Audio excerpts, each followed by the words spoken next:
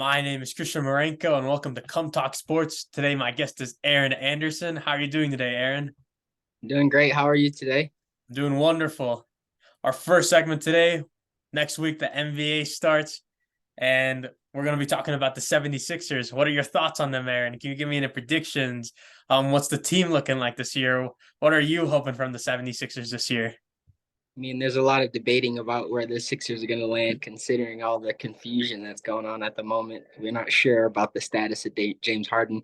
He's going to be shipped off to the LA Clippers or not, or how soon what that timeline looks like. So right now, everything's up in the air. I like to think that most of the likelihood of the success of the Sixers this year is going to be based upon Tyrese Maxey. I'm sure Joel Embiid will modify his game to do what new coach Nick Nurse is asking him to do, and we're looking to see Tyrese Maxey make a huge jump this year, maybe All-Star status. Mm-hmm. Like it.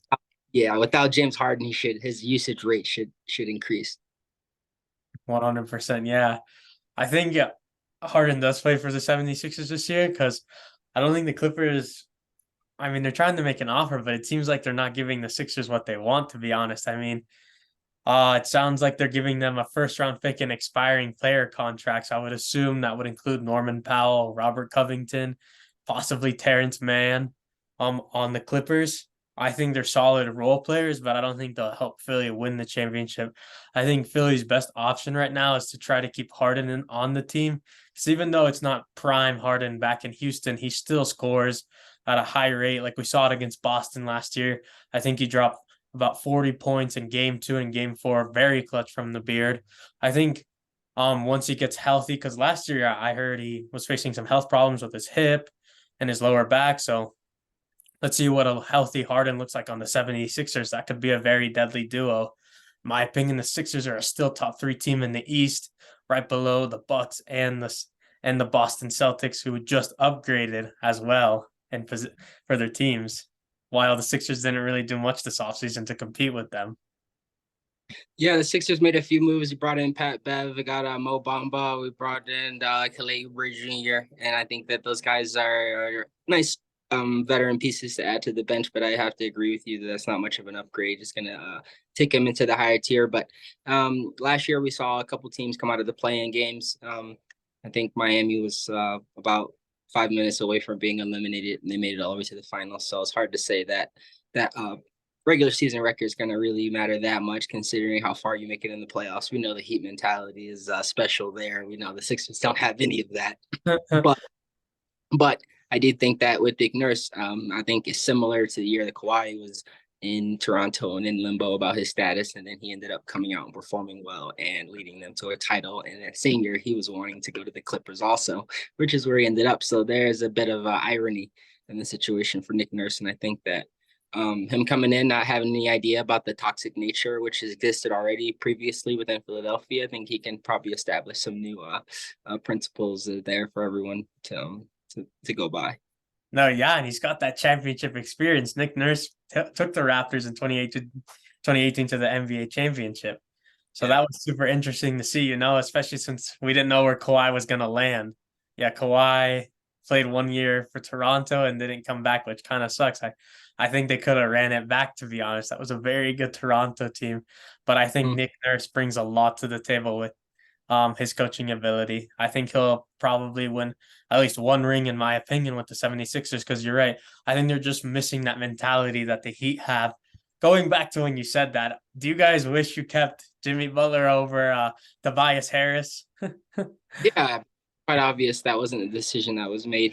I think that's blown out of proportion how it wasn't quite you know, it wasn't like Jimmy Butler or Tobias Harris. That wasn't how it happened. I think it was kind of more like I think it had more to do with Ben Simmons and Brett Brown, to be honest. I think Brett Brown was a coach that he didn't respect as far as what he was calling and stuff. It was clear that a lot of times he was questioning Brett Brown, and then he didn't respect Ben Simmons' work ethic. He's the opposite of Heat culture. So I think that if they weren't going to get rid of Ben Simmons, honestly, I think that would have been the way to go, and keep Jimmy Butler. That would have been the way to go. Post him up.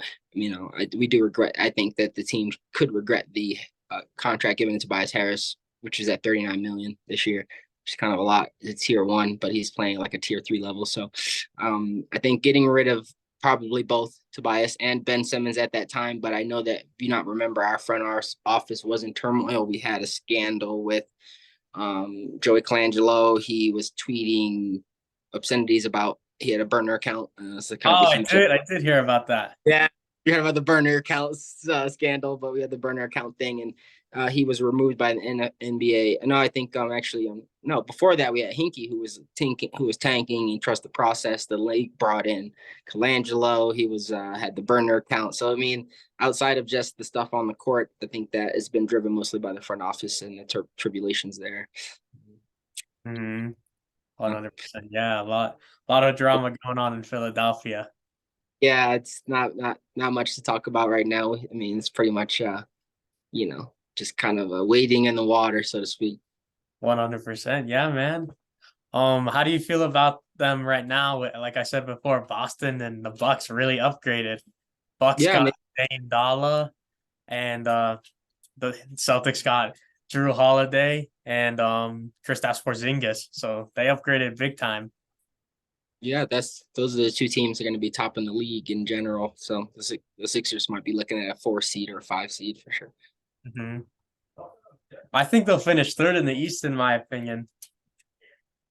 I mean, or are you basing that off of them, James Harden starting the season with them, without them? What do you, how are, I mean, because that's kind of hard to say. I think I'm going to just, because if he's with them, I agree if he's playing 100%, but even if he's with them and not playing 100%, kind of just sandbagging it, they're going to be, they're going to fall down about 4th or 5th for sure. Or they're going to send him home, because he's not playing.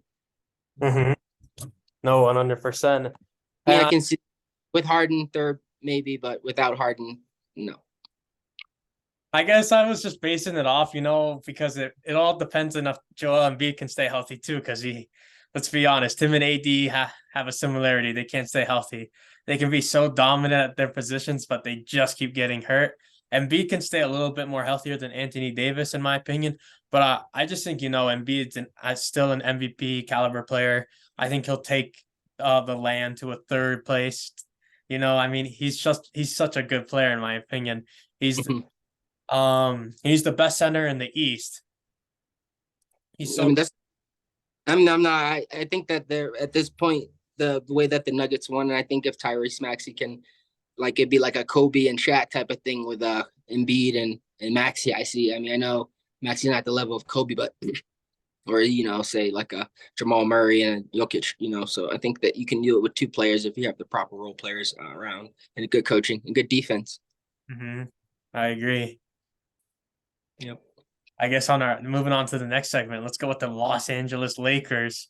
My Lakers got a big game against the defending champs next Tuesday, October 24th. To be honest, I think we upgraded a lot on depth.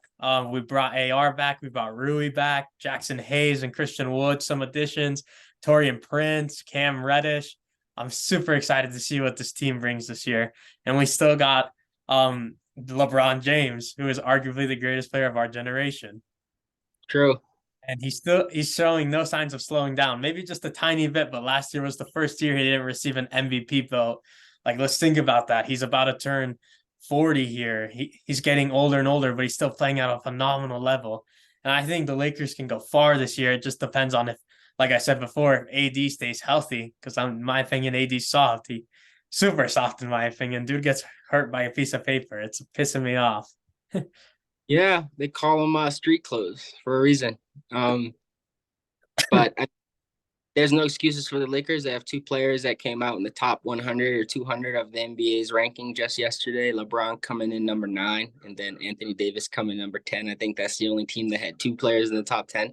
So I'd say that if you want to look at strength and just the powers, as far as the power rankings go, they should be up there having those two top players, and along with, of course, Austin Reeves, who was phenomenal in the FIBA World Championships. And I know you like Rui Hachimura. I'm waiting to see more from him, but right now I'm definitely sold on Austin Reeves, and then I'm also looking forward to seeing what the 38-year-old LeBron James can do. I think in his is it 15th season or 16th season? It could probably be more than that. It's not 20, is it? It's in 20. It's like it's 21st. No, 38, so it's 20 years now. Yeah, it's 20. Yeah, he's going into 21 now, Yeah, and it's so to think, like um, I thought he was gonna get worse and worse, but it just seems like LeBron's just he keeps turning it up. Like at age 38, he was about to win the scoring title. Joel Embiid did beat him out because LeBron got hurt the last couple of games. But it's just crazy to see that he was averaging 30 points and almost took that hurt Lakers team to the playoffs the year before they made it last year as a 7th seed. That was an impressive run. I won't lie. Last year, we've hit a great Grizzlies team with John Morant, Desmond Bain, and I have to say it because he's a great defensive player. Dylan Brooks, even though he talks a lot of shit, he's a great defensive player. But hey, we beat him in 6, and I was super happy about that. And we beat last year. We also beat the defending champs, the Golden State Warriors, who had the same roster: Curry, Clay, Draymond, and Jordan Poole. But I could tell there was some trauma or like some anger there between Poole and the Splash Brothers. It seemed like Poole wanted the spotlight. Maybe that's why the Warriors lost that series. I mean, yeah, we could speculate. I think the Lakers were the better team for sure. I don't know. Like, all that stuff it all matters. I mean, I know that he got punched in the face in the preseason by Draymond Green, and I think that pretty much said it. They were going to have to decide between him and Draymond, and they sided with Draymond, which is hard for us to understand from an outside perspective, but it looks pretty cool. But you never know. I hear Jordan Poole talks a lot of trash or something. So seems like nobody wanted him there, so that kind of sucked for him. Now they shipped him off into the Siberia of Washington. The Wizards, man. Wrong. They did that guy dirty, but because we thought Jordan Poole was going to be a sensation, they signed him to a contract. They extended his rookie contract. I think it was almost a max deal, close to, and that went sideways pretty quickly. It would have been nice if the Sixers, for instance, could have gotten Jordan Poole. I think he would add a good mix. I know he can play a point or two guard probably with Maxi. I mean, yeah, it's just the Lakers in general. I think that they'll finish in the top three for sure. Yeah, in my opinion, I think they'll finish number one. Um, Okay. got a tough challenge with the Phoenix Suns and the Denver Nuggets. Denver being the defending champs, and then Phoenix just upgrading as well, getting Bradley Beal, and their bench looks phenomenal this year. It's just full of depth, not like it was last year. And Yeah. Devin Booker just keeps getting better and better, and he's young. KD's still the Slim Reaper. He can shoot. I believe he's the greatest scorer of our generation right now. No one can guard him. Put any defender on him, he'll still score. It's just crazy. Um, Mm-hmm. those are the two teams I believe that face a threat to the Lakers. I'm not really nervous about the Warriors or the Grizzlies. I mean, it's just like those top teams with Phoenix and Denver. Those are the teams that scare me the most. Because the Joker can just turn it up. Jokic is the two-time MVP, Finals MVP, and he just tore everyone in the playoffs. He just looked phenomenal. And then Murray can turn it up whenever he wants. He just he looked like Michael Jordan in those playoffs this year. And then Michael Porter shooting it from anywhere, and then Aaron Gordon defending LeBron phenomenally. Like Aaron Gordon, I feel like stepped up to the challenge, not like Jaren Jackson, Dylan Brooks, or Draymond Green. Like Aaron Gordon, I feel like showed LeBron up, and LeBron had no answer, and that's Mm-hmm. surprising too. Like I think LeBron played horribly in the playoffs against the Nuggets, in my opinion. Like he didn't show up, neither did Anthony Davis, and we need those two to show up. Like you said, for us to win an NBA title, we need our two top players to show up in the playoffs. Mostly Anthony Davis. He can't keep getting bitched by Jokic in the paint. He's got to step up. He was a former defensive player, like I don't know, thought all of a sudden. Yeah. I mean, they have high expectations. I think LA, of course, they the stands or the fans are going to want to see them at the top of the table. I think number one is a bit ambitious, but for the regular season, but I think they have the pedigree to definitely get through the playoffs and get back to the finals. I think the regular season grind might be hard. I know LeBron missed about 28 games last year, and we do know like with the injuries and stuff, that's going to take a toll on the regular season victories. But I know those guys usually try to be healthy. At least they manage their bodies to be ready for the playoffs. And I think that um, if that's the case, we'll see something similar to what we saw last year. They could take down uh, teams that are ranked higher than them, and definitely if they're playing well in the regular season, they'll be able to beat the teams that are below them. So I see them at least making it to the Western Conference Finals. I mean, which I think is pretty good. Mhm. Yeah. I'll take it if they make it to the Western Yeah, Conference Finals. It's fine, I you know. think the Lakers versus Phoenix would be the Western Conference final. I think the Nuggets will take a step back this year. Step back. Hmm. I think the Nuggets will be in there with us. I think Phoenix and Nuggets will probably meet again in the first or second round for a revenge series. And this might be a way too early prediction, but yeah, I think those teams meet in the playoffs again. And I think the series goes from best. It goes to seven, you know. Last year it went to six and the Nuggets got them. I think it goes to seven. It becomes a tough battle between them, but I think the Joker squeezes one out one more time to beat Phoenix. I mean, who did they bring in for a center? I don't see Phoenix beating the Nuggets. I mean, they had DeAndre Ayton last year who guarded Jokic pretty well, and I'm not sure who they have because they traded him away. So, I mean, they got to be. I mean, I know it takes a team defense is going to be important, but Jokic, you might want to have a big body with the light wingspan who can at least keep him out of the paint first, and that's again going to be a problem for most teams in the West. I think Joel Embiid is probably one of the best defenders on Jokic, so the Sixers wouldn't be nervous about a matchup against the Nuggets with Jokic because Embiid seems to be able to have pretty good games against him. Yeah, no, yeah, Embiid plays very good defense on him. Hmm. Right, like yeah, Phoenix traded DeAndre in a way, so I'm excited to see what they do with Nurkic. You know who they They got trade Nurk. Portland, yeah.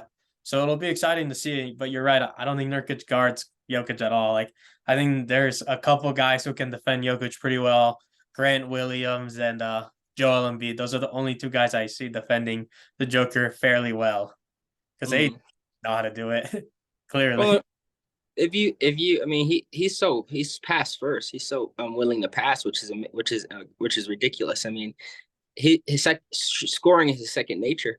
Every time he gets the ball, his first thing is he's looking to distribute, and um, it's pretty unique having such a unique talent at point forward um, in the league right now.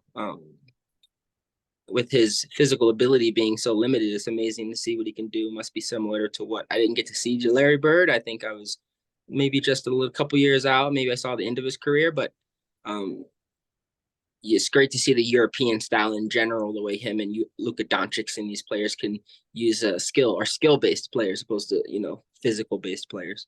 Hmm. No, I agree, It's pretty fun to watch. 100%. Aaron, if I could get you a prediction for the NBA Finals, what's your prediction and who comes out? I'm gonna go with the Celtics and the Suns, and it's gonna probably end up being the Celtics finally get over the hurdle. I like Yeah, it. Jason Tatum will be the MVP probably. I like it. For Mm. me, I go Bucks Lakers. Lakers beat the Bucks in seven, and LeBron wins his fifth Finals MVP. Does he retire after that, or? It's tough to say. Because he said he'll play when Bronny comes in. You know, Bronny making his debut at USC this year, so that'll be exciting to see if Bronny plays a year or two, down at college. Yeah, one and done maybe. One and done, yeah. Like so many have done. Zion, a bunch of those Yeah, guys. I think he could do it. I like it. Next segment, Aaron. Let's go with the Philadelphia Eagles. How do Oh, oh man. You go first about the Eagles? You go first this time. I was very surprised by how Philly lost that game. I just can't believe that happened because Sauce Gardner was out and the second cornerback was also out. So I was just like, oh, AJ Brown and Devontae Smith should feast on this team, you know, like because gosh, that Jets defense is just phenomenal up front. But if you don't have a secondary, then how are they gonna how are they like gonna defend the Philadelphia Eagles, you know, who have been playing so well? Um, yeah, I mean, very surprising day in the NFL yesterday. But the 40 Yeah. losing as well. I was just like, okay, I mean, if 49ers lose, then Philly wins today and they're the only undefeated team. So, I mean, it looks like Philly's got an easy win, you know. I mean, the way Zach Wilson and those Jets have been looking, I was just like, Philly's gonna crush them, you know. Hmm. But you know, just like sports, you just can't predict anything that's gonna happen, you know. That was very shocking. I did not see the Jets winning that. Yeah. Man, there's not much to say about that game. Let me show you. Let me tell you some stats here. I mean, I watched the game, most of it, and it didn't really add up to me. I mean, this might be one of the jigs, one of those weak jigs, because the Eagles pretty much gave the game away if you watched it. The quarterback went 19 for 33 for 186 yards, no touchdowns. I mean, I give him credit with no interceptions or no turnovers, but he was sacked 5 times. And then you would think that Brees Hall is amazing running back. Like, I mean, Brees Hall, like, what up? But he only had 12 carries for 39 yards. So he had 1 touchdown. His longest run was 9 yards. And so Garrett Wilson, the receiver, was their top receiver. He had, 8 receptions for 90 yards, but none of their receivers had touchdowns. And so there was no like punt returns or nothing like that. Or the kicker, I guess, was the hero for the Jets. Let's see, he put in a bunch of kicks, I guess. I don't know, but Like I the just used I Zerline. Yeah, so he went 4 for 4, 12 points for Zerline. And so I mean, it's just on to the next one. I mean, I'm sure the Eagles are just pretty much not really worried about it. They're just, it's just kind of like whatever. They're laughing because Lane Johnson went down. I think this is the only concern from my only thing I was thinking about with the game was Lane Johnson didn't go down. I'm not sure his status is right now. Other than that, I'm good. I mean, I think it's a loss that was needed before we head into that really difficult run. We can just run through those teams. Maybe we were being conservative and didn't want to show too much that game because I mean Jalen Hurts was making some really, really un-Jalen Hurts like decisions in that game. It didn't really add up. They were passing the ball when it was like clear they should be running it. I think we were up at a certain point, and they should have run it, but Hurts just kind of dropped back and like he did. I mean, Mark Sanchez had pretty much predicted what was happening. Oh, Jalen Hurts is going to drop back, scrum around a little bit, wait till things open up, and throw interception. Pretty much what happened 3 times. So, oh yeah, yeah, I was surprised. Jalen was not looking like Jalen out there. 3 interceptions was not looking the best. I was just very surprised by that, and I was just like, "Oh, that's not looking good." We know Jalen can play better. He's got two of the best wide receivers in the game this year with Devontae Smith and AJ Brown.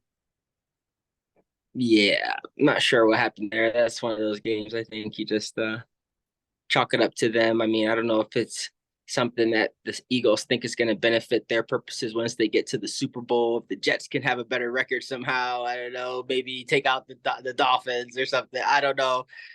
Sometimes things are a little bit deeper than we know or what's actually going on. But if you had watched the game in the form that the Eagles have been in, I have to give a credit to the Jets defense. They were looking pretty good. Don't get me wrong, but I don't think that the way that game ended was like technically the way it should have ended. 100%. Yeah. Oh, I agree. Um, I I guess just like yeah, I mean, you're right. I think they needed the loss to humble them a bit because now I think they'll prepare more for these difficult games. Like they got Miami coming up, the 49ers.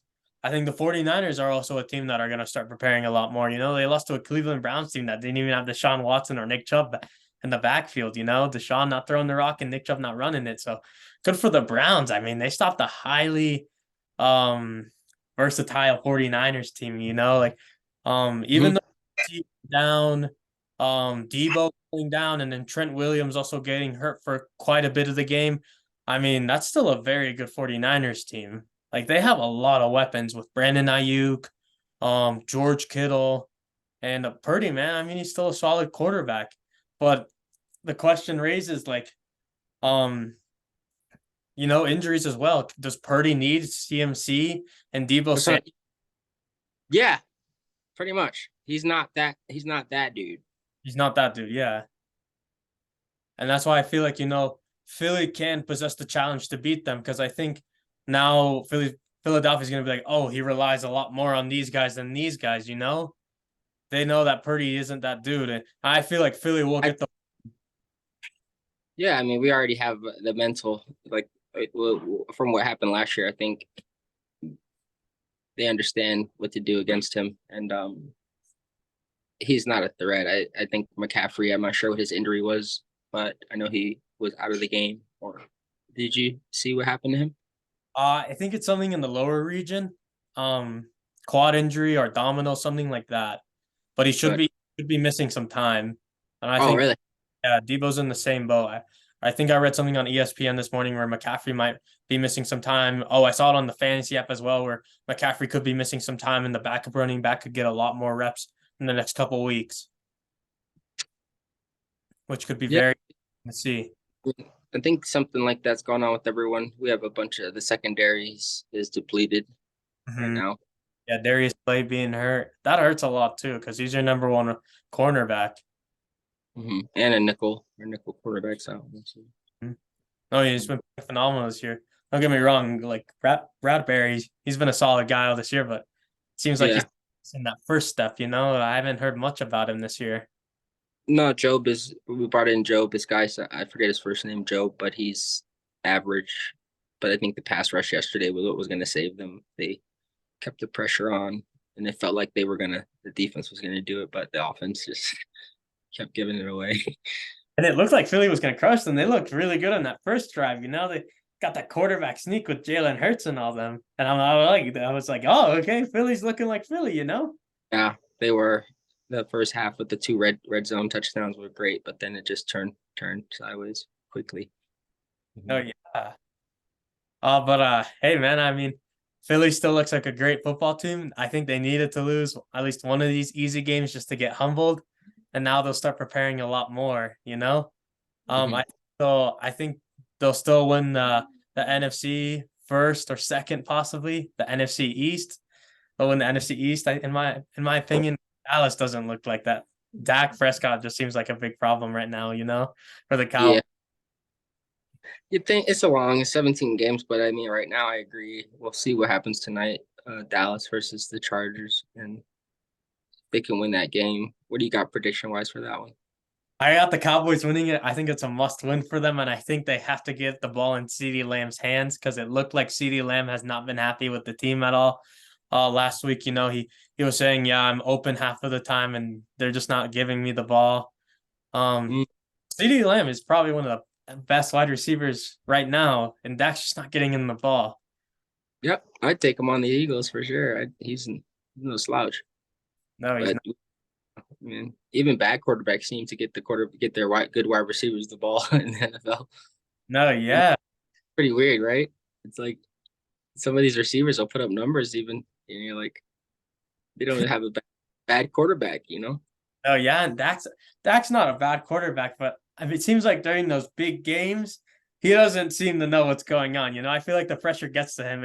It crumbles him a bit, like that big Sunday night game, 49ers Cowboys. This is a long rivalry game that's been going on since the 80s, with prime time, Jerry Man, Rice, Anna, yeah. like You Terrell. said, was it 3 interceptions in a row?